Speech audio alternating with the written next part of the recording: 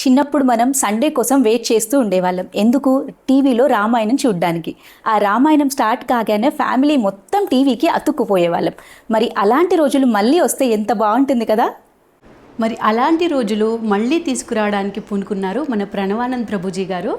మరి ప్రభుజీ గారి యూట్యూబ్ ఛానల్లో రామాయణం చెప్పబడుతుంది ప్రభుజీ గారి చేత డైరెక్ట్గా.